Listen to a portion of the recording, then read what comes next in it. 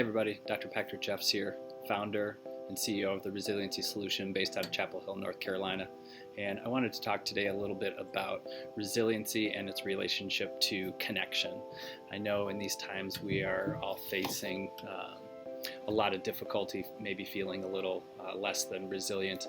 And a lot of our work is spent on developing self-awareness, self-regulation, because those are the scientific principles that really build resiliency over time. But what I wanted to speak today on is a different pillar of the resilience model that we work from, and that's one of connection. And we describe connection as how do we build and maintain trusting relationships.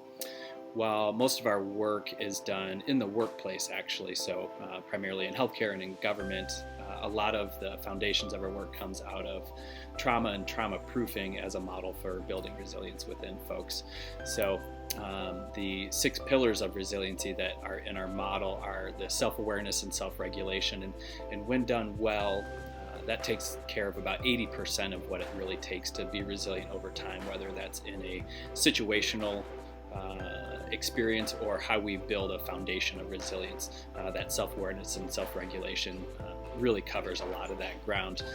Additionally, creativity. So mental agility is made up of creativity and how able are we to move on the fly, and you can probably make some assumptions on how that's related to resiliency.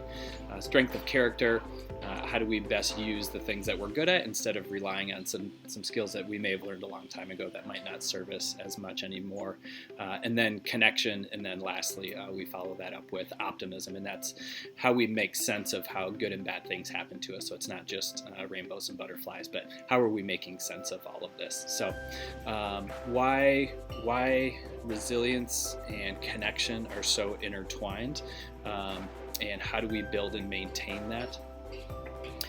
If we think about when we're struggling, one of the things that might support us the most is being able to rely on other people. So some of the steps that we can use to better be able to do this is to learn about this relationship. So the first thing that I would encourage folks to do if they want to increase their connection with those around them is to get curious about that relationship and actually engage in a conversation with those folks about, what is the role that I play in your life, and likewise describing to them, this is the role that you play in my life. We make a lot of assumptions about what those might look like, but if we're really going to deepen these relationships with a lot of people, or rather for a lot of people, we're needing some increased relationship work right now, because we're potentially feeling isolated and alone or scared.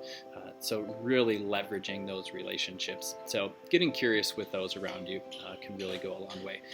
Secondly is knowing when to reach out. So, this is a different threshold for all of us, whether it's stress or something difficult happened in our life. Knowing where those thresholds are, and going back to the first piece, communicating to those around us where those thresholds are as well.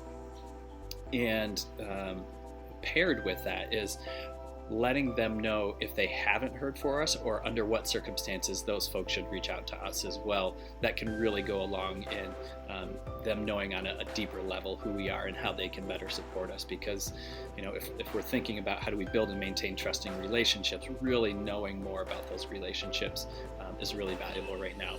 And the third thing that I would really encourage people to work on, especially with our current situations of COVID and the global stress that we're all going through, is how do we develop a sense of repair? So, it's not just building friends or building relationships, but it's that maintaining that is often the most difficult part. And a crucial part of that is how do we repair? So, if you're thinking about folks who maybe you still care a lot about and have historically played a strong role in your life, but you're feeling either distant or something came up maybe even years ago that you don't even remember at this point, what would repair in that relationship look like? And sometimes it's just engaging to even say, like, I don't even know or remember what happened all these years ago, but I know that in my heart you mean a lot to me, and I want to be able to rely on you and you to be relying on me when things get really difficult. And just engaging in a conversation about how can we make this right and repair this. I'm not pretending that any of this is easy. Relationships, and especially this connection piece, can be really difficult. And that's why we work with folks on the self-regulation, self-awareness pieces first, and then kind of move towards this connection piece. We do a lot of this work within working groups, whether it's within the hospitals or within government agencies that we're working with, because connection and how we're all relating in times of really high chronic stress is really essential right now. There's a creative group that we're working with, and when our connection and creativity is down and our self-regulation is really low, it's really difficult to be able to pivot to different areas to think creatively. So if you have any questions or thoughts on this, feel free to reach out to me. Like I said, that self-awareness and self-regulation is certainly the first component of that. And that's a lot of the individual work that we do with folks, and really setting up work-based systems to be able to keep that threshold at a lower level as well. So feel free to reach out to us with any questions you might have. Thank you.